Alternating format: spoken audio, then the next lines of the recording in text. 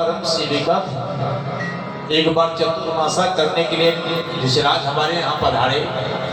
मेरी माँ को उनकी सेवा में लगा दिया गया। मैं भी बालक था, लेकिन मैं ज्यादा चंचल बालक नहीं था, एकदम शांत वृत्ति का था, ज्यादा घूमता खेलता भी नहीं था, उन संतों के साथ रहता था। एक दिन संतों का उच्छिष्ट जो थालियों में लगा था भोजन, वो मैंने खा लिया, जिसके द्वारा मेरा चित्त जो था वो पवित्र हो गया और ऋषियों के चरणों में मेरी प्रगाढ़ प्रीति हो गई। साथ साथ में संत जब उस दिन रुके, उसके बाद जब चतुर्मासा का संपन्न हुआ तो चलने लगे। मैं भी उनके साथ चलने को उद्यत हो गया। मेरी माँ मेरे मार्ग में बाधक बन के खड़ी हो गई, रोने लगी, बेटा तुम ही मेरे जीवन के परमाश्रय हो, यदि तुम मुझे छोड़ के चले जाओगे तो मेरे जीवन का निर्वाह कैसे होगा। तो संतों ने कहा, बेटा सच कहे तुम्हारी माँ, इस माँ की देखभाल करना तुम्हारा परम कर्तव्य है और मैं तुम्हें एक मंत्र दे रहा हूँ, इस मंत्र का तुम जप करना और इसी से तुम्हारे सारे कार्य सिद्ध हो जाएंगे। नारद जी को उन संतों ने मंत्र दिया। वो मंत्र क्या है, आइए उस मंत्र को सुने। नारद जी का गायत्री मंत्र जो पूर्व जन्म ऋषियों ने नारद जी को मंत्र दिया था। नमो भगवते तुभ्यं वासुदेवाय धीमहि प्रद्युम्नाय अनिरुद्धाय नमः संकर्षणाय। ये मंत्र दिया, ये नारद जी का गायत्री मंत्र ऋषियों ने दिया। ऋषियों के जाने के बाद मुझे ऐसा लगा वेदव्यास जी जैसे कि मेरे प्राण ही निकल गए, लेकिन अपने गुरु जी के द्वारा दिए हुए मंत्र का मैं जप करने लगा। एक दिन मेरी माँ गौशाले में गौएं दोहन करने गई। मेरी माँ को एक सर्प ने काट लिया, लेकिन मैं जरा भी दुखी नहीं हुआ। मैं तो ये सोचने लगा कि मेरे कल्याण मार्ग में मेरी माँ ही बाधक थी। आज भगवान ने मुझ पर कृपा करी और इस कांटे को, इस खूंटे को भी भगवान ने हमसे अलग कर दिया। इसके पश्चात कहा, माँ का जब अंत्येष्टि क्रिया करने के पश्चात मैं घर को छोड़ के चल पड़ा। बड़े सुंदर सुंदर गांव नगरों को, महलों को, शहरों को देखता देखता जंगल में प्रवेश करने लगा। एक से एक भयानक जंगल में मैं चला जा रहा था। अचानक हमको प्यास लगी। एक दिव्य नदी देख करके मैं वही आसन लगा करके बैठ गया और अपने गुरु जी के द्वारा दिए हुए मंत्र का वहीं पर पवित्र स्थान में जप करने लगा। जब करते करते मैं ऐसा तन्मय हो गया कि क्या देखा, एक देदीप्यमान प्रकाश मेरे सामने आया जिसकी बड़ी दिव्य छटा थी। मैंने सोचा कि उसे पकड़ लूं। जैसे मैंने पकड़ना चाहा, वेदव्यास जी हुए मेरे आंखों से अदृश्य हो गई। मैंने कई बार फिर उसका दर्शन करने का प्रयत्न किया, लेकिन वो छवि मेरे सामने नहीं आई। फिर मेरे आंखों से अश्रों की धारा बहने लगी। उसी समय आकाशवाणी हुई कि हे वत्स, तुम अभी अधूरे योगी हो। मैंने एक झलक तुम्हें दिखला दी ताकि तुम्हारा जो संकल्प है टूटने न पाए। अभी तुम और साधना करो। इस प्रकार से मैं साधना में लग गया और आकाशवाणी ने कहा, जब ब्रह्म निमित्त प्रलय हो जाएगा, पुनः सृष्टि का सृजन होगा, तो तुम ब्रह्मा जी के पुत्र बन करके जगत में प्रकट हो जाओगे। फिर तुम मेरे पास हमेशा के लिए रहने के अधिकारी बन जाओगे।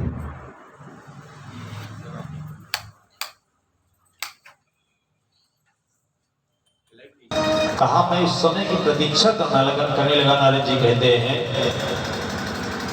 धीरे धीरे वो समय आ गया। भगवान नारायण को एकांतों में सहन करने की इच्छा हुई। ब्रह्मा जी संपूर्ण सृष्टि को अपने में समेट करके और भगवान में ही सो गए। 1 सहस्त्र वर्ष जब बीत गए बगैर सृष्टि के, तो भगवान को पुनः सृष्टि करने की इच्छा हुई। तो सहस्त्र युग पर्यंते उत्थाय तत्सिसक्षता, सहस्त्र युग बीतने के पश्चात पुनः भगवान की नाभि से कमल का पुष्प उत्पन्न हुआ। उस पर ब्रह्मा की उत्पत्ति हुई और ब्रह्मा जी ने मरीचि आदि ऋषियों के साथ में मेरी भी रचना करी, मेरा भी प्राकट्य किया। तब से मैं नारद नाम को प्राप्त हुआ। और ये मेरे हाथ में जो तुम देवदत्ता नाम की वीणा देख रहे हो, देवदत्ता वीणा सुर ब्रह्म विभूषिता मूर्छित्वा हरि कथा गायमानश्चराम्य। ये मेरे हाथ में जो देवदत्ता नाम की वीणा दिखाई पड़ रही है, स्वर ब्रह्म स्वर से विभूषित है, जो नारायण के द्वारा प्रदत्त है मेरे को। इस वीणा के स्वरों को छेड़ता हुआ भगवान नाम का गुणगान करता हुआ तीनों लोकों में मैं विचरण करता रहता हूँ। सारा वृत्तांत सुनाए और चतुश्लोकी भागवत सुनाई। नारद जी चले गए कथा सुना करके। वेद व्यास जी जो है सरस्वती नदी में स्नान किए, आकर के समाधिस्थ हुई और उन 4 श्लोकों का ध्यान किया। और जब ध्यान किया तो भगवान की सारी लीला का वेद व्यास जी को दर्शन। भगवान कैसे सृष्टि का सृजन करते हैं, कैसे सृष्टि को अपने में स्थित रखते हैं और कैसे भगवान सृष्टि का अपने में ही विलय कर लेते हैं, अब कैसे भगवान नाना अवतारों को धारण करते हैं। ये सारी लीला का वेद व्यास जी को दर्शन हुआ। और जब दर्शन हुआ तो सारा का सारा जो दर्शन किया वेद व्यास जी ने 24,000 श्लोक श्रीमद् भागवत की रचना करी। कहीं नहीं कहता देखो 18,000 श्लोक। कारण ये है 4 श्लोक मूल भागवत है। मूल भागवत कितनी है? 4 श्लोक।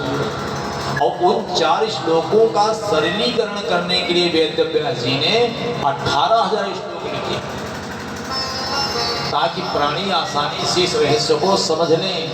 लेकिन 18,000 श्लोकों में सरलीकरण करने पर भी लोग इसको जल्दी समझ नहीं पाते। कितना गूढ़ रहस्य। इसके पश्चात वेद व्यास जी ने इस ग्रंथ की रचना करने के पश्चात सबसे पहले अपने पुत्र सुखदेव जी को सुनाई। और सुखदेव जी ने सबसे पहले महाराज परीक्षित को अमृत पान कराया। जब ये बात बताई तो प्रश्न किया, निवेदन किया कि प्रभु महाराज परीक्षित तो बहुत बड़े ब्राह्मण और संतों के भक्त थे, इन्होंने ऐसा कौन बड़ा अपराध कर डाला जिसके कारण उस ब्राह्मण के पुत्र ने इनको इतना भयानक शाप दे डाला। और महाराज अब मैं आपके द्वारा परीक्षित के जन्म कर्म की पावन कथा सुनना चाह रहा और पांडवों के स्वर्गारोहण का भी वर्णन सुनना चाह रहा, जिसके माध्यम से भगवान की नाना लीलाओं का उद्गम होता है। आप कृपा करके ये पावन वर्णन हमको सुनाओ। जब इस प्रकार से कहा तो आज जो सूत जी हैं ये परीक्षित के जन्म कर्म का पावन वर्णन करने लगे। क्या कहते हैं? यदा मृधे कौरव संजयाना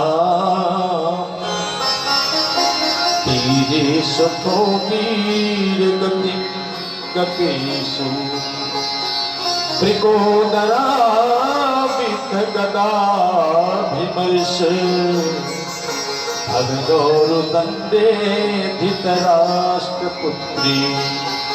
वर्णन करते कहते सुनो राजन, यदा मृधे कौरव संजयाना, ये उस समय का वर्णन है जिस समय महाभारत का युद्ध चल रहा था।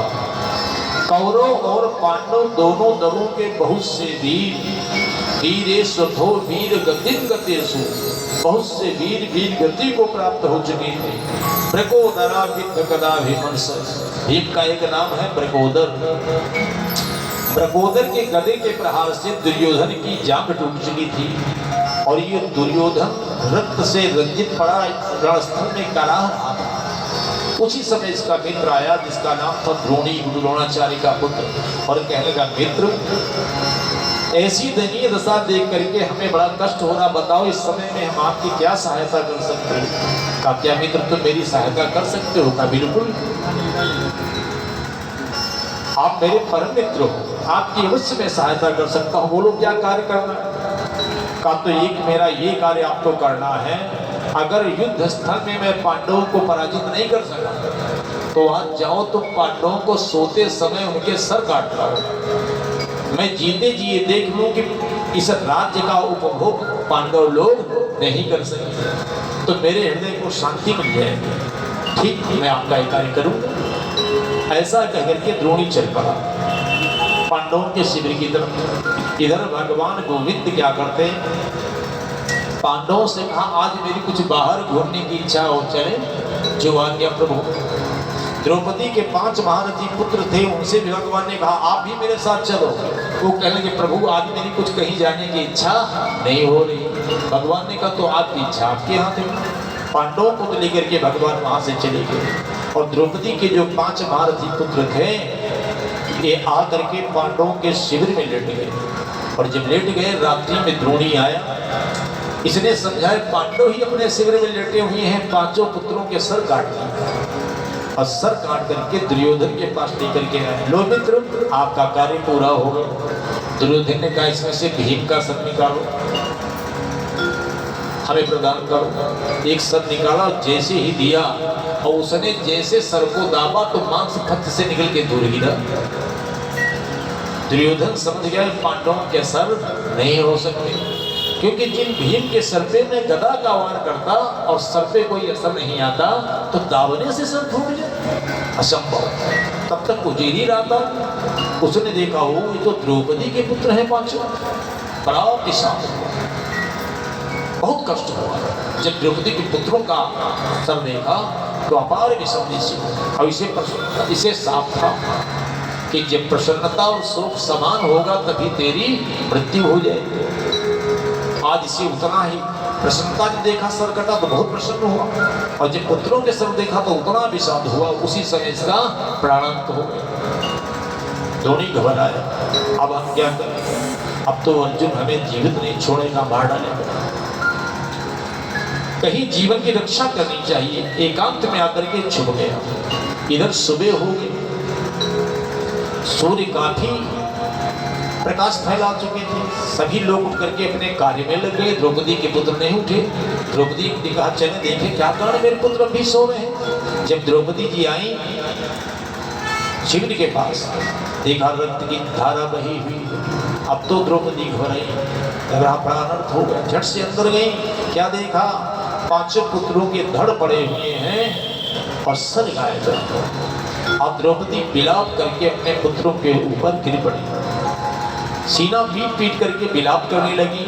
शिविर की सारी महिलाएं वहां एकत्र हो गई, सभी की आंखों से आंसू की धारा बह रही और द्रौपदी विधाता को कोस रही थी, हे विधाता कैसा तेरा खेल है, तो जीवों को मिलाता है और मिटाने में जरा भी समय नहीं लगता, तुझे दया जरा भी दया नहीं आती। विधाता को कोस को करके द्रौपदी क्या कह रही है,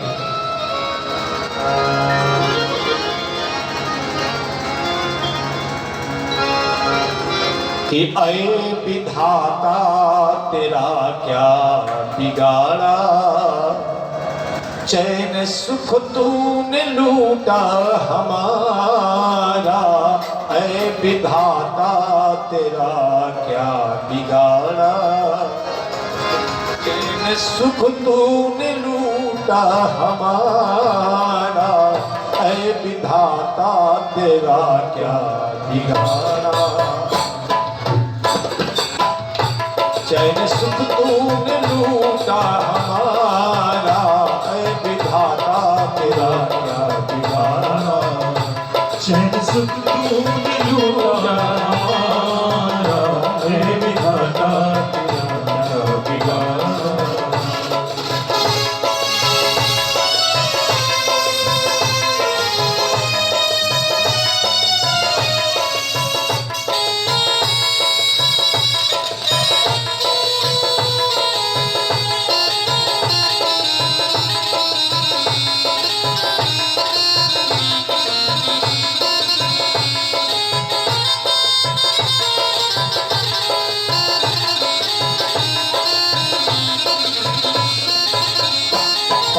फूलों को तूने मिलाया, धूल में फिर इन्हें क्यों मिलाया। 5 फूलों को तूने मिलाया, धूल में फिर इन्हें क्यों मिलाया। 5 फूलों को तूने मिलाया, धूल में फिर इन्हें क्यों मिलाया। 5 फूलों को तूने मिलाया, में फिर इन्हें हूँ मिलाया। पेड़ ही क्यों न जड़ से उजाड़ा, पेड़ ही क्यों न जड़ से उजाड़ा, चैन सुख तूने लूटा हमारा, विधाता तेरा क्या बिगाड़ा, चैन सुख तूने लूटा हमारा, विधाता तेरा क्या बिगाड़ा। हरि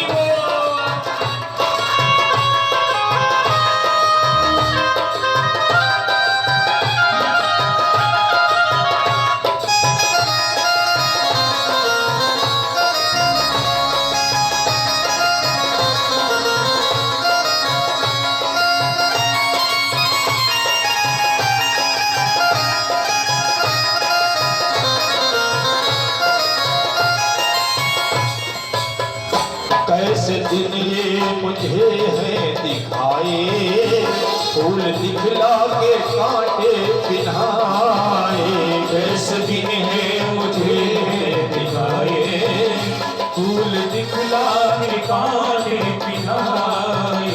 कौन था पाप ऐसा हमारा, कौन था पाप ऐसा हमारा, चैन सुख तूने लूटा हमारा, कौन था पाप ऐसा हमारा, चैन सुख तूने लूटा हमारा, अरे विधाता तेरा क्या बिगाड़ा, चैन सुख तूने लूटा हमारा, अरे विधाता तेरा क्या बिगाड़ा।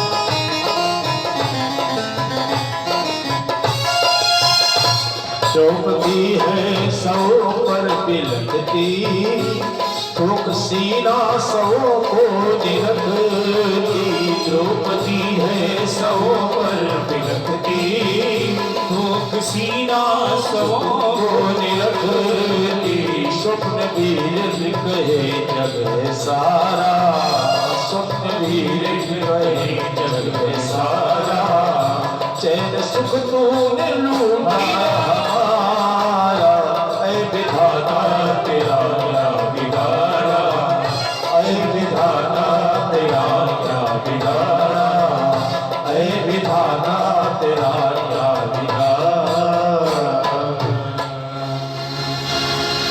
विधाता से कह रही द्रौपदी है, विधाता इस सुख को देखने के लिए तूने मुझे क्यों जीवित रखा, इससे पहले तूने मुझे क्यों नहीं मिटा दिया। विलाप कर रही थी, तब तक भगवान पांडवों को लेकर के वहां आ गए। माता शिशु नाम निधनम सुताना, निशम्य घोरम परतप्यमाना, तदा रुदधवास्त कला कुलाक्षी, तां सत्वयन्ना किरीटमाली। आज द्रौपदी झूठ बुलाप कर रही थी, अर्जुन ने आकर के द्रौपदी को सांत्वना प्रदान की। तां सत्वयन्ना किरीटमाली, किरीटमाली अर्जुन का नाम है, सांत्वना दे रहे हैं। ऐ पांचाली, मैं समझ रहा हूं कि पुत्रों की विरहाग्नि से तुम्हारा हृदय जला जा रहा है। जब तक तुम उनके सौ पर बैठ करके स्नान नहीं करोगी, तब तक तुम्हारे हृदय की वेदना शांत नहीं होगी। और तुम चिंता मत करो,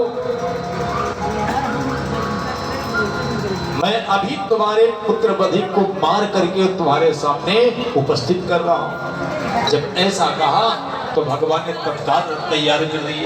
अर्जुन आकर के उस पर बैठ गए और झट से रथ कहाँ पहुंच गया, जहां द्रोणी छिपा हुआ था। आज उसके सर पे जब रथ पहुंच गया तो द्रोणी घबराया कि अर्जुन अब मेरा वध कर देगा। ऐसा सोच करके तत्काल इसने ब्रह्मास्त्र चढ़ाया, अर्जुन को लक्ष्य कर दिया। करोड़ों सूर्य का समान दहकता हुआ वो ब्रह्मास्त्र अर्जुन की तरफ चला रहा है। अर्जुन की आंखें चकाचौंध हो गई और भगवान से निवेदन करने लगी, प्रभु कृष्ण कृष्ण महाभाग भक्ता नाम भयंकर तुम्हें को दहिया माना अपर गो संसते। हे कृष्ण, हे श्री कृष्ण, हे महाभाग, हे भक्तों को अभय देने वाले, जो संसार की ताप रूपी अग्नि में जले जा रहे हैं, ऐसे भक्तों को शांति प्रदान करने में आप ही सक्षम हो। प्रभु आप आदि पुरुष हो, साक्षात ईश्वर हो, प्रकृति में स्थित रहते हुए भी प्रकृति से परे रहते हो और आप अपनी माया शक्ति के द्वारा संसार का प्राकट्य करते हो, लेकिन फिर भी आप अपने केवल स्वरूप में ही स्थित रहते हो और ये जीव आपकी माया से व्यामोहित हो करके और संसार के नाना दुखों में डूब जाता है। बोलो गोविंद भगवान की। अर्जुन कह के प्रभु देखो, इस देखते हुए शक्ति को देखो, ये मेरी तरफ आज चली जा रही, इसके बारे में हमें कोई ज्ञान नहीं है। सर्वतो मुख मायाति तेजः परम दारुणम, इसका मुख चारों तरफ फैला हुआ है, इसका तेज परम दारुण है। भगवान खड़े खड़े मुस्कुरा रहे हैं। भगवान ने कहा, पार्थ, ये द्रोणी ने अपने प्राणों पर संकट देख करके तुम्हें मारने के लिए ब्रह्मास्त्र का प्रयोग किया है। तुम्हारे पास भी ब्रह्मास्त्र है, तुम भी अपना ब्रह्मास्त्र छोड़ दो। जब अर्जुन ने अपना ब्रह्मास्त्र छोड़ा, दोनों ब्रह्मास्त्र आपस में टकराने लगे, ज्वालाएं छूटने लगी। भगवान ने कहा, सारा संसार जल करके नष्ट हो जाएगा। अर्जुन, तुम्हें बाण छोड़ने वापस करने की दोनों विद्याओं का ज्ञान है, जल्दी से ऐसा करो। अर्जुन ने झट से अपने ब्रह्मास्त्र को वापस कर लिया और रथ से कूद पड़े और द्रोणी को बंदी बना करके रथ में डाल दिया, बांध करके पास में रथ में डाल दिया। भगवान कहा, चले चलो प्रभु। आज जब भगवान चले आ रहे थे रथ लेकर के, तो अर्जुन से कहने लगे कि अर्जुन, आपने अपनी प्रतिज्ञा पूरी नहीं करी। कौन सी प्रतिज्ञा प्रभु? कहा, आपने पांचाली को वचन दिया था कि तुम्हारे पुत्र के बधिक को मार करके अभी मैं तुम्हारे सामने सो उपस्थित कर रहा हूं, लेकिन आपने इसका वध तो नहीं किया। अब तो अर्जुन को मौत ये आज्ञा भगवान नहीं दे रहे। एवं परीक्षिता धर्मम पार्थः कृष्णेन चोदिता। अर्जुन, एवं परीक्षिता धर्मम, यहाँ भगवान अर्जुन के क्षत्रिय धर्म की परीक्षा ले रहे। कहते, पार्थ अपना वचन पूरा करो। कहते, प्रभु उस समय तो मैंने क्रोध में ऐसा कह दिया था, लेकिन ये गुरुपुत्र है, ब्राह्मण है और क्षत्रिय का परम धर्म है कि जब तक शरीर में सांसें रहें तब तक वो ब्राह्मण के ऊपर किसी प्रकार की आंच भी आने न दे। अब अर्जुन को अपना धर्म दिखाई पड़ा, तो भगवान ने कहा, वचन पूरा नहीं करोगे? अरे कहा, प्रभु वो तो क्रोध में मेरे द्वारा ऐसा निकल गए। चलो प्रभु वहां चल के पहुंचो, जैसा आपका आदेश होगा वैसा करेंगे। आज इसको लेकर के तत्काल आ गए शिविर में, रथ में बंधा पड़ा है। द्रौपदी ने जैसे देखा और जान रहे हैं किसी ने मेरे पुत्रों का वध किया है, द्रौपदी ने आकर के द्रोणी को प्रणाम किया। सूत जी कहते, ऋषियों कथा को सुन करके जीवन सुधारो। वाम स्वभावा कृपया ननाम च। वाम स्वभावा द्रौपदी के लिए संकेत है। वाम स्वभाव माने कोमल स्वभाव वाली। द्रौपदी ने आकर के द्रोणी के चरणों में प्रणाम किया। भीम गदा लेकर के मारने के लिए दौड़े, द्रौपदी ने अपना आंचल फैला दिया, मत मारो इसे, ये तुम्हारा गुरुपुत्र है। और तुम अपने गुरु के ऋण से कभी भी ऋण नहीं हो सकते। मुच्यताम एस ब्राह्मणो नितराम गुरु। मुच्च माने छोड़ना, छोड़ दो। ब्राह्मण तो जन्म से ही संपूर्ण प्राणियों का गुरु माना जाता है। और जिन गुरु से तुमने रहस्य पूर्वक धनुर्वेद से सीखा है, सारे अस्त्र शास्त्र को का ज्ञान प्राप्त किया है, जिनके अनुग्रह से आज तुम श्रेष्ठ धनुर्धर हुए हो, ये उनका पुत्र ही तुम्हारे सामने गुरु रूप में खड़ा हुआ है। और जो तुम्हारी गुरु माता का एक परम आश्रय है, जिसके ऋण से तुम कभी भी ऋण नहीं हो सकते। और जो उच्छृंखल राजा लोग और तुम्हारी गुरु माता का एक परम आश्रय यही तो है। तुम्हारी गुरु माता की देखरेख करने वाला कौन है? और पुत्र के विरह का कष्ट मां ही जानती है। जो उच्छृंखल राजा लोग राजमद में आकर के ब्राह्मणों को वेदना पहुंचाते हैं, तो जानते हो क्या होता? ये ही कोपितम ब्रह्मकुलम राजेन्नेरजितात्मभि तत्कुलम प्रहत्यासु साधुबंधम सुचार्पितम। तो उन ब्राह्मणों के हृदय से जो आह की आह निकलती है, वो उन उच्छृंखल राजा के संपूर्ण कुल को जला करके नष्ट कर देती है। तत्कुलम प्रहत्यास, वो सारा कुल जल करके उनकी आह रूपी अग्नि में नष्ट हो जाता है। इसलिए अपनी गुरु माता की आह अपने सर पे मत लो। जब द्रौपदी ने कहा तो भगवान कृष्ण वहीं खड़े। अच्छा बताओ, यानी 5 पुत्रों की लाशें घर पे पड़ी हुई हैं, अब पुत्रों का वधिक पकड़ में आ गया है और उसका गुणगान वहां पर गाया जा रहा है। द्रौपदी प्रणाम कर रही है, बेचारी बात है। अगर एक कोई प्राणी मार दे घर के व्यक्ति को और तत्काल पकड़ में आ जाए, तो घर के लोग चुटकी चुटकी मांस उसका ढूंढा लेंगे वही। और 5 पुत्रों की लाश पड़ी हुई है और द्रौपदी पांडव लोग द्रौपदी उसका गुणगान गा रहे हैं। बोलो, धन्य है धैर्य और धर्म, धन्य है धैर्य और धर्म। ये कोई साधारण वस्तु नहीं। जिस मनुष्य के जीवन में धैर्य और धर्म प्रबल होते हैं, वास्तव में इसका संसार में कभी कोई बाल बाका नहीं कर सकता। इसीलिए तो भगवान साक्षात त्रिलोकीनाथ आज पांडवों के कौन बने हैं? ड्राइवर, बोलो, सारथी बने हुए भगवान पांडव। देख रहे भगवान, धैर्य धर्म की परीक्षा स्पष्ट हो रही भगवान के सामने। सन्नाटा मच गया। आज तत्काल भगवान ने कहा, फिर भी पार्थ, मैंने जो शास्त्रों में कहा वो तो तुम्हें आज्ञा पालन करनी हो। क्या कहा प्रभु? आपकी आज्ञा। भगवान कहते, ब्रह्म बंधुर नहत्तव्ये आतताई बधारहा ममयूभि मामनातम परिपाह्येनुशासन। ब्रह्म बंधु न हन्तव्य, ब्राह्मण भाई का कभी वध नहीं करना चाहिए। आतताई बधारहणा, आतताई कोई भी उसका वध कर देना चाहिए। इसलिए ममई उभय मामनातम, मेरी दोनों उभय बातों का तुम पालन करो, दोनों बातों का पालन करो। ब्राह्मण भाई का वध नहीं करना चाहिए, आतताई कोई भी उसका वध कर देना चाहिए। अर्जुन कुछ देर के लिए संदेह में पड़ गए, ये तो आतताई है। आतताई जानते किसको कहते हैं? जो किसी की आजीविका का हरण कर ले, जो किसी के वंश का अंत कर दे, ऐसे प्राणी को आतताई कहा जाता है। उसको मारने में कोई भी पाप नहीं लगता है। अर्जुन ने सोचा, ये तो आतताई ही मेरे वंश का अंत कर दिया इसने। 5 पुत्र थे, उनका भी अंत कर दिया। लेकिन ब्राह्मण भाई है, भगवान ने कहा इसे वध नहीं किया, इसका वध नहीं किया जा सकता। तत्काल भगवान की कृपा से अर्जुन को विवेक प्रकट हो गया और क्या करते समझ गए भगवान का आशा। क्या किया? इसके सर के सारे बाल भोड़ दिए।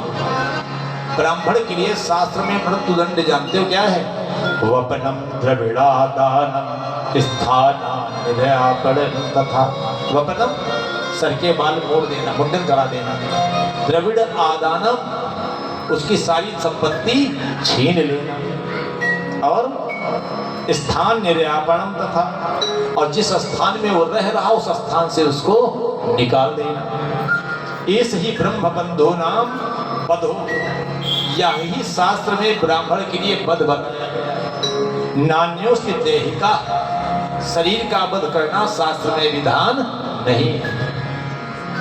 इतना ही ब्राह्मण के लिए पद है, और जिसका इतना अपमान हो जाए उसको तो मर जाना ही अच्छा है। समाज में जिसका इतना बड़ा अपमान हो जाए वो तो मृत्यु से बढ़कर है। आज ऐसा ही किया। पांचों पांडव इसके सर की सर घोट दिए, इसके मस्तिष्क में जन्म सिद्ध मणि थी, अर्जुन ने निकाल लिया और इसको छोड़ दिया। पुत्रों की लाशें भी घर में पड़ी थी। पांचों पुत्रों के शव लेकर के गंगा के किनारे पांडव लोग आए, यहाँ उनकी अंत्येष्टि क्रिया की। पुत्र शोकातुराः सर्वे पांडवाः सा कृष्णया, अपने पुत्र के लिए बड़े शोकग्रस्त हुए पांडव। और पांडव ही नहीं, भगवान भी यहाँ शोक प्रकट किए। भगवान भी यहाँ शोक प्रकट किए। यद्यपि भगवान के पास शोक मुंह ये फटक भी नहीं सकते, लेकिन भगवान ने भी शोक प्रकट किया। अंत्येष्टि क्रिया करके स्नान आदि करके जब वापस चले तो द्रोणी ने दोबारा ब्रह्मास्त्र का प्रयोग कर दिया, क्योंकि द्रोणी कहता है कि पांडवों ने मेरा अपमान किया है, इसलिए मैं पांडवों का समूल वंश ही नष्ट कर दूंगा। ऐसा सोच करके इसने दोबारा ब्रह्मास्त्र का प्रयोग कर दिया। और जब दोबारा ब्रह्मास्त्र का प्रयोग कर दिया, ये ब्रह्मास्त्र 6 मुख बना के चला, 5 पांडवों की तरफ और 1 उत्तरा की तरफ। भगवान ने जब देखा तो अपने सुदर्शन के द्वारा पांडवों की तरफ आने वाला ब्रह्मास्त्र जो था, इसकी ज्वाला को शांत कर दिया। 6वां जो मुख था ये उत्तरा की तरफ चला रहा है, मुख फैलाए हुए। उत्तरा के गर्भ को जलाने लगा। आज उत्तरा भगवान को पुकार करके दौड़ पड़ी, भगवान की चरण शरण में आकर के त्राहिमाम हो गई और भगवान के चरणों में प्रार्थना करने लगी। क्या कहती है? पाहि पाहि महायोगिन देव देव जगत्पते, नान्यं त्वद्भयं पश्ये यत् मृत्यु परस्परम्। हे देवाधिदेव, हे जगतपते, हे महायोगिन, ना अन्यं त्वद् अभयं पश्ये। हे प्रभु, आपके अलावा और दूसरा कोई जीव को अभय देने वाला नहीं है, क्योंकि यत् मृत्यु परस्परम, यहाँ तो जीव ही जीव के मृत्यु के कारण बने हुए हैं। यहाँ जीव ही जीव को मारने के लिए, देखो सरोवर में जाओ, मछलियां मछलियों को बड़ी खा जाती हैं, उसके जो बड़े जलचर हैं छोटे जीवों को खा जाते हैं। इस संसार है का जीव ही जीव को खाने के लिए तैयार है। अनेक मृग और सिंह व्याघ्र क्या है, ये जीव ही जीव के सब आहार बने हुए। हे प्रभु, आपके अलावा जीव को अभय देने वाला और दूसरा कोई नहीं, न तो अभयम पश्ये। और देखो प्रभु, अभिद्रवते मामी सरसत्ता यशो विभु। हे प्रभु देखो, ये दहकता हुआ बाण मेरी तरफ चला रहा है। प्रभु, ये मेरे गर्भ को जलाया दे रहा है। हे प्रभु, ये मेरे प्राण क्यों न ले ले, परंतु आप मेरे गर्भ की रक्षा करें, हम आपकी शरण में। जब उत्तरा ने ऐसा कहा तो भगवान द्रवित हो गए। क्यों द्रवित हो गए? देखो, यहाँ सूर्य जी ने एक विशेष बात बतलाई। क्या विशेष बात बतलाई? भगवान कभी किसी गर्भ में प्रवेश करते नहीं है। अब आप कहोगे गर्भ में कि प्रवेश क्यों नहीं करते? माँ कौशल्या गर्भवती हुई, यशोदा गर्भवती हुई, लिखा है जागिते हरि गर्भ है, बोलो, लेकिन लिखा है। लेकिन भगवान कभी गर्भ में प्रवेश नहीं करते। सबसे बड़ा घोर नरक गर्भ है, बोलो। यहाँ मांस के झिल्ली मल मूत्र जो भी गर्म ठंडा सब खाया जाता है, उसमें उल्टा जीव लटकता है। अरे भगवान भला इसमें क्यों घोर नरक में आए? शास्त्र में आया है गर्भ रूपी नरक से बढ़कर के कोई नरक है ही नहीं। गर्भ रूपी नरक से बढ़कर के कोई दूसरा नरक नहीं। तो भगवान भाई गर्भ में क्यों आ गए? भगवान ने कौशल्या यशोदा को गर्भ का आभास कराया, गर्भ में नहीं है, नहीं तो जन्म होता गर्भ में आते। फिर ये क्यों लिखा? भय प्रकट कृपाला दीन दया। आभास करा। लेकिन आज भगवान को विवश होकर के उत्तरा के गर्भ में प्रवेश करना पड़ा। क्यों प्रवेश करना पड़ा? क्योंकि कुंती ने उत्तरा को एक विशेष उपदेश दे रखा था। क्या विशेष उपदेश दे रखा था? कहा, पुत्री बेटी, घर के कोई कार्य भले ही भूल जाना, परंतु इन गोविंद का ध्यान कभी न भूलने पाए। घर के कोई कार्य भले छूट जाए, परंतु इन गोविंद का ध्यान छूटने न पाए। तो उत्तरा हर समय भगवान का ध्यान रखती है। अब ऐसे संकट में जब उत्तरा ने भगवान का ध्यान किया तो भगवान ने कहा, अगर अब मैं इसकी सहायता नहीं करूंगा तो भक्तों का विश्वास मेरे से हट जाएगा। क्योंकि उत्तरा तो हर समय हमारा ध्यान रखती है, और जो हर समय ध्यान भगवान का रखता तो भगवान भी उसका हर समय ध्यान रखते हैं। और जो मतलब पर याद करते तो भगवान कहते तो मतलबी है भाई। संसार में भी लोग कहते थे जो मतलबी होता है, कहते हैं यार इसका काम क्यों करोगे, बड़ा मतलबी है, तो भगवान क्यों करेंगे? बड़ी सुंदर बात कही कि सुख में सुमिरन ना किया, दुख में किया है यार। सुख में सुमिरन ना किया, दुख में किया है यार। कहा कबीर दास की कौन सुने फरियाद, कौन सुने फरियाद।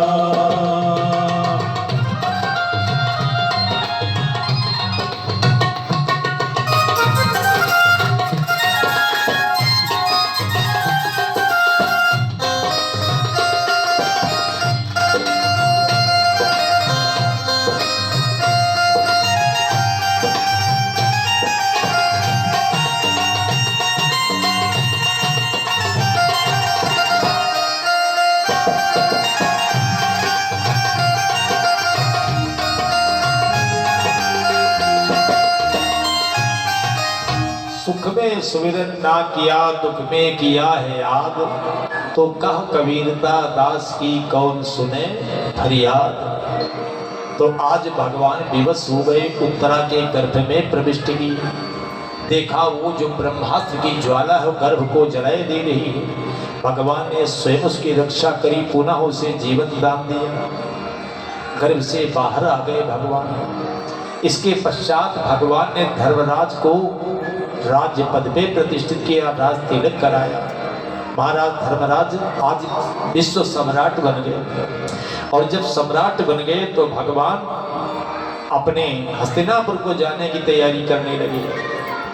तत्काल भगवान ने अपनी बहन सुभद्रा से क्षमा याचना करी, विदाई ली। बहन कुंती से भी विदाई ली भगवान ने। और आ करके जैसे रथ पे बैठे, दारुक घोड़ों की लाश पकड़ करके आगे बढ़ने ही वाला था, तब तक पड़ोसन के घर से कुंती जी आ गई और घोड़ों की लाश पकड़ करके खड़ी हो गई। कहने लगे, गोविंद कहाँ जा रहे हो? भगवान कहने लगे, अरे बुआ देखो, हमको यहाँ काफी समय हो गया है, अब द्वारिका का भी तो हालचाल लेना है। कुंती की आंखों में आंसू भराए, कहा, प्रभु जब चंद सांसें बची हैं तो आप मेरा क्यों त्याग कर रहे हो? भगवान ने कहा, बुआ ऐसी बात आप क्यों कर रहे हो?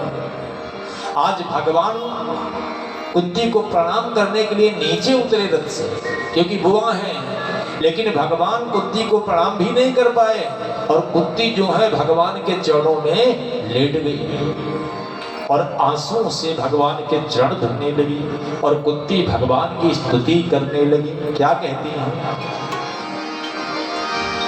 नमस्ते पुरुषं त्वाद्ये ईश्वरं प्रकृतेः परम् अलक्ष्यं सर्वभूतानां अंतर्बहिर्वस्थितम्।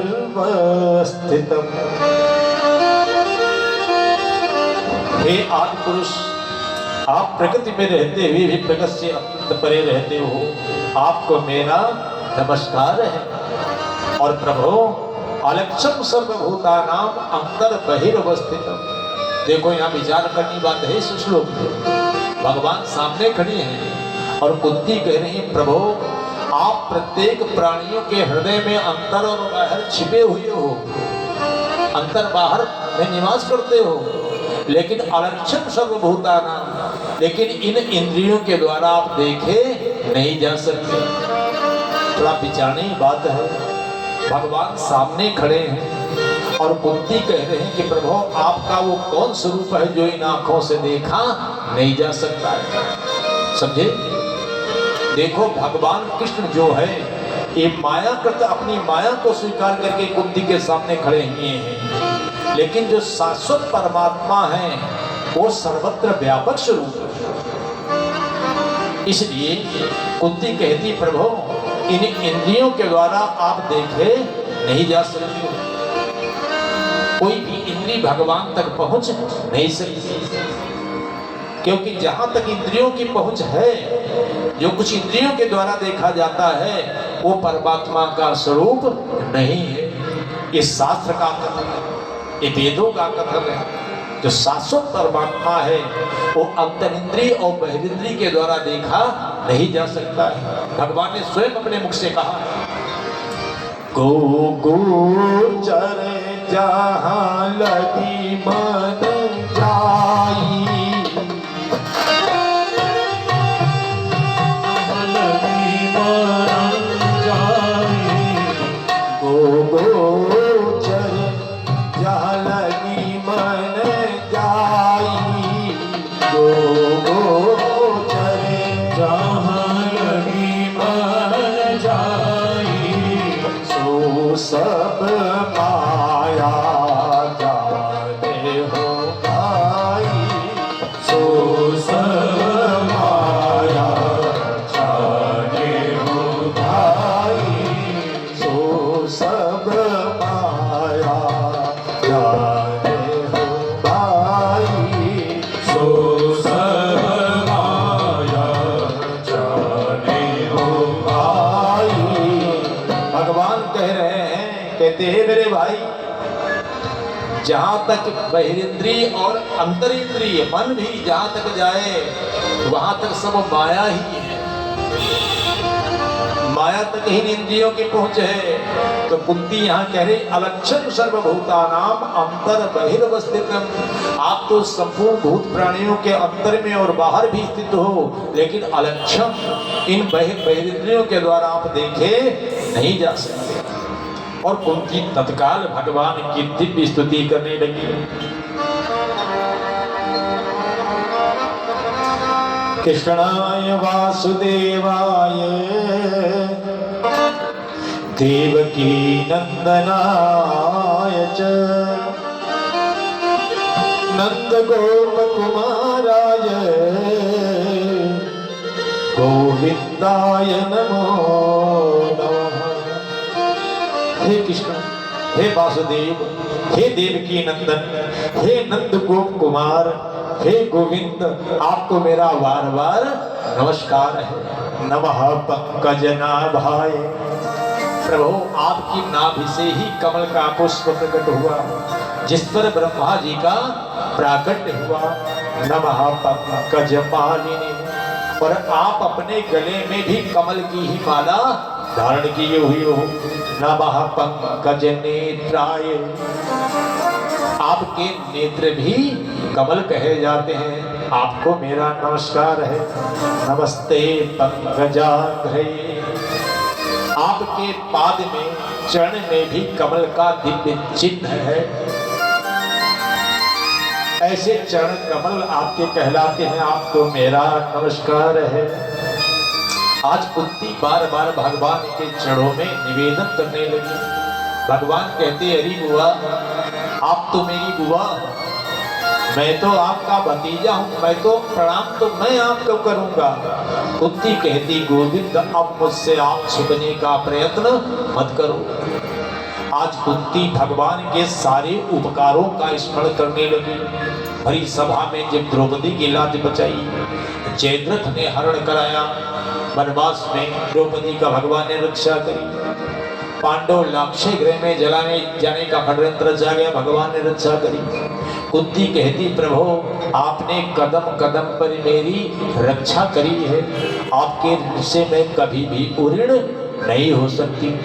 कुंती के नेत्रों से बड़े बड़े आंसुओं की धारा प्रवाहित हो रही। सच है, सूत जी कहते कि वास्तव में कुंती ही नहीं, प्रत्येक जीव जब तक संकट में रहता है परमात्मा गुप्त रूप से उसकी बराबर रक्षा करते रहते हैं।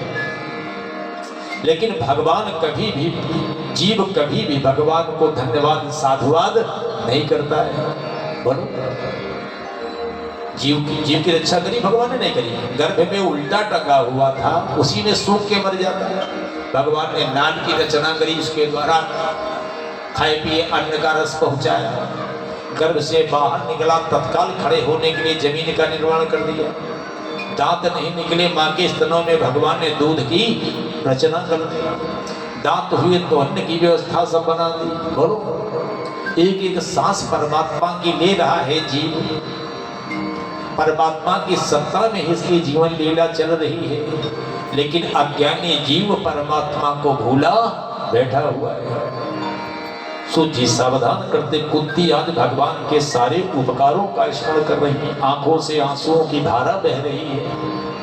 भगवान ने कहा बुआ मैं तो आपको प्रणाम करूंगा, मैं आपका भतीजा हूँ। कुंती कहने लगे नहीं प्रभु, आप भतीजे नहीं हो, आप तो जगत पिता हो। भगवान समझ गए कि कुंती बुआ हमें पहचान गई। भगवान कहने लगे बुआ जी जो तुम्हारी इच्छा हो तुम मुझसे वरदान मांग लो। कुंती कहने लगी जो वरदान मांगूंगा मुझे मिलेगा। कहा जो मांगोगी तुम्हें मिलेगा। कुंती ने बड़ा विचित्र वरदान मांगा। क्या वरदान मांगा? विपदः सन्तु नः सस्वत तत्र तत्र जगद्गुरु भवतो दर्शनं यत्स्यात् पुनर्भव दर्शनम्। हे प्रभु, हे जगत गुरु, हे सत्सुख स्वरूप, मैं आपसे यही वरदान मांगती हूँ कि मेरे जीवन में कदम कदम पर विपत्ति आती रहे, कदम कदम पर विपत्ति आती रहे। भगवान कहने लगे बुआ अभी विपत्ति से तुम्हारा पेट भरा नहीं, अरे सोच समझ के मांगो। विपत्ति कौन पसंद करता है इस संसार में? तुम फिर विपत्ति मांग रही हो। अरे सारा जीवन तुम्हारा विपत्ति में ही जा रहा है। शायद अभी तुमको विपत्ति सुख के बारे में अनुभव नहीं है। कुंती ने कहा गोविंद हमको बहुत बड़ा अनुभव है विपत्ति और सुख के बारे में। क्या अनुभव है जरा हमको भी बताओ, अपना आप व्यक्त करो, हम भी तो जाने आपको क्या अनुभव है।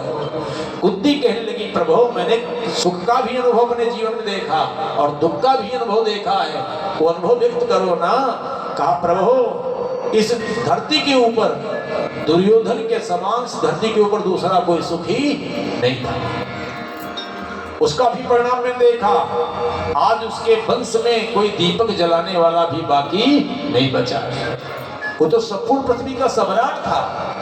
और गोविंद शायद मेरे समान इस धरती पर कोई दूसरा दुखी भी नहीं था। तो मैंने दुख का परिणाम ये देखा कि मेरे पांचों पुत्र भी सुरक्षित हैं और तीनों लोगों के जो स्वामी हैं देवाधिदेव वो मेरे सामने खड़े हैं। प्रभु ये मेरे विपत्ति का ही परिणाम है। कुंती समझ रही है जब तक जीव संकट में रहता तब तक तो भगवान साथ में रहते, और जब जीव समृद्ध हो जाता तो भगवान साथ छोड़ करके चले जाते हैं। आज जब प्रभु ने मेरे पुत्रों को सम्राट बना दिया, राज सिंहासन पे बैठा दिया, तो प्रभु हमको छोड़ करके जा रहे हैं। ऐसे सुख को आग लग जाए। संत ने क्या कहा है, बड़ी सुंदर बात है कि वासुक पे पत्थर पड़े जो राम हृदय से जाए। वासुक पे पत्थर पड़े जो राम हृदय से जाए। वासुक पे पत्थर पड़े जो राम हृदय से जाए। वासुक पे पत्थर पड़े जो राम हृदय से जाए। बलिहारी वा दुख की पल पल नाम जपा। बलिहारी वा दुख की पल पल नाम जपा।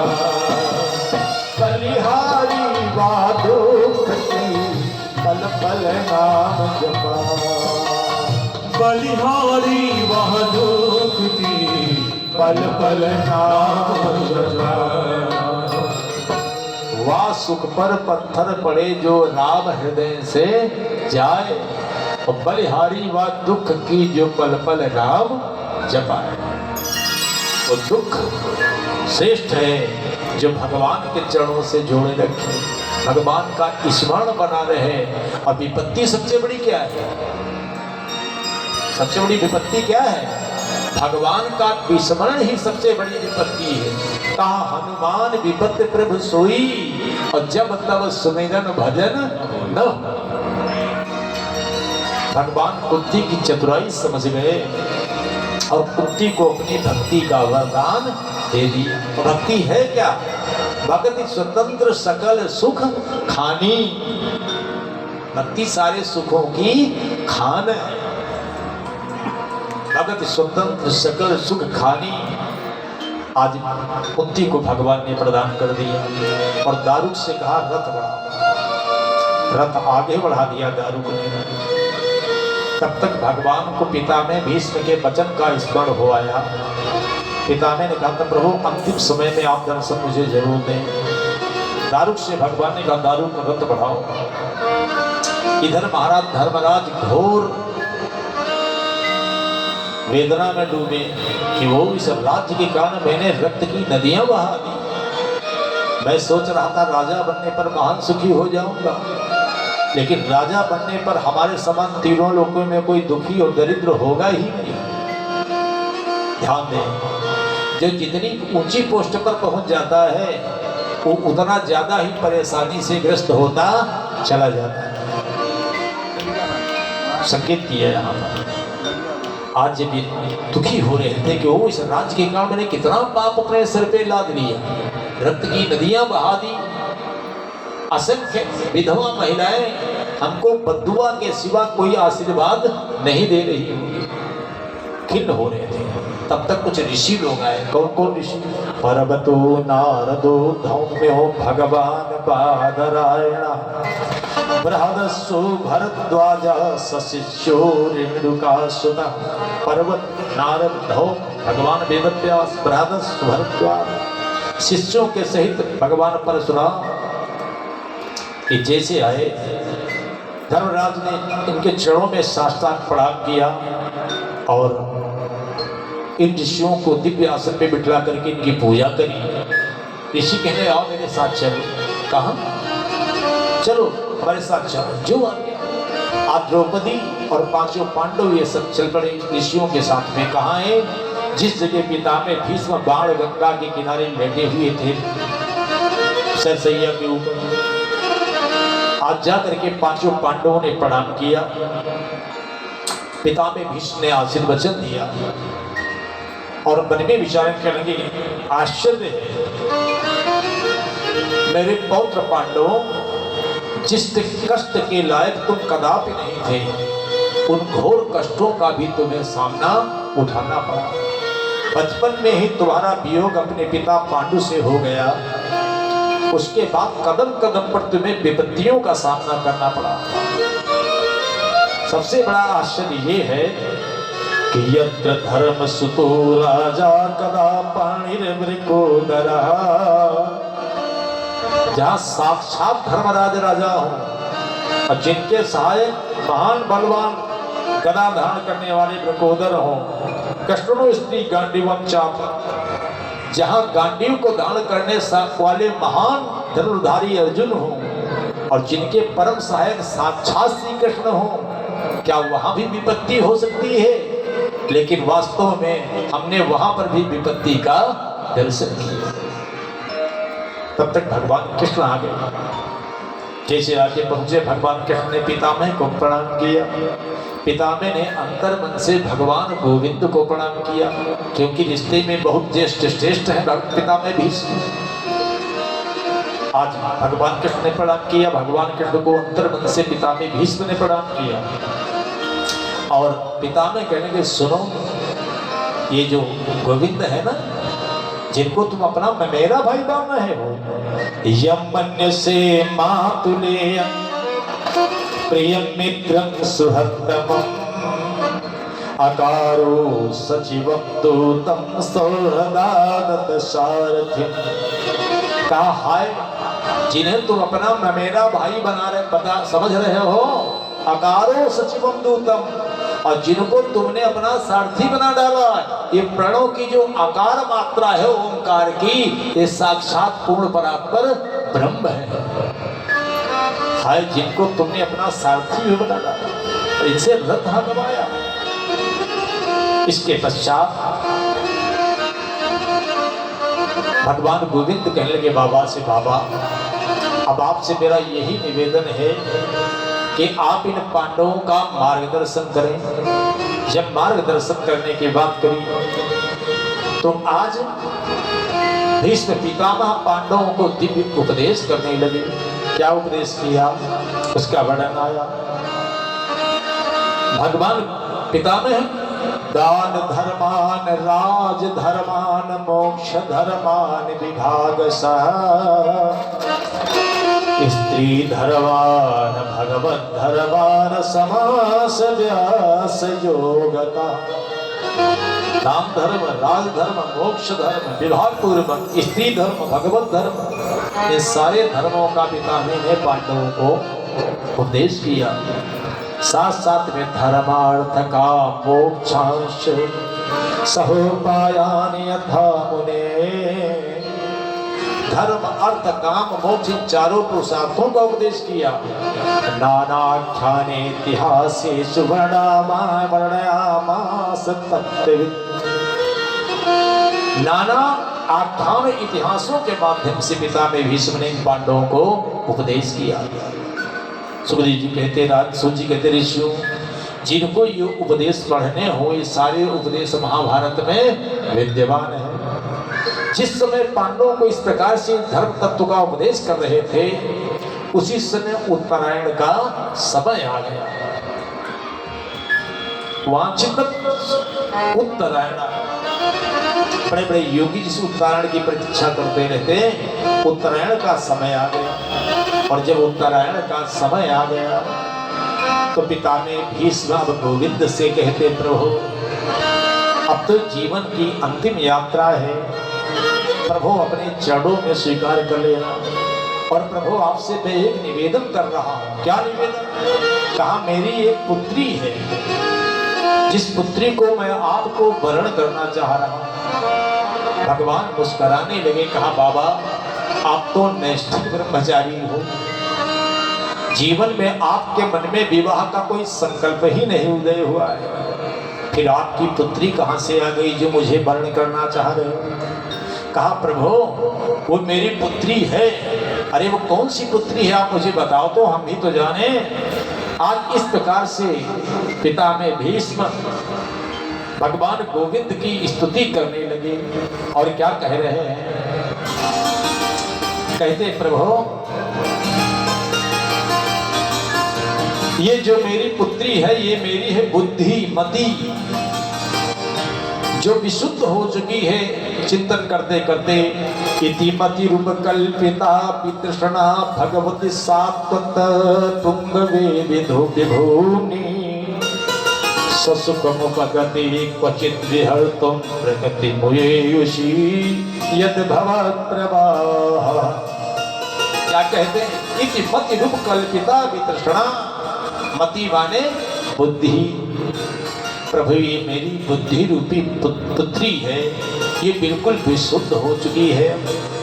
अब मैं आपके चरणों में इसे वर्ण करना चाह रहा हूँ।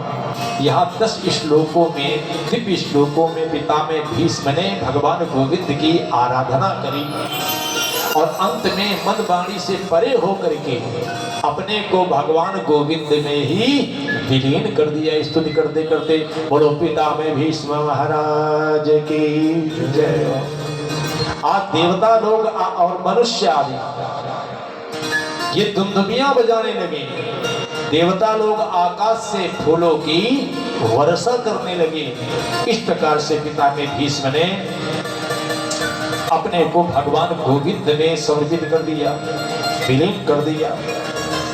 इसके पश्चात भगवान गोविंद आ गए पांडवों के साथ। 6 महीने तक लगभग रुके, फिर वहां से वापस आ गए, द्वारिका नहीं आए।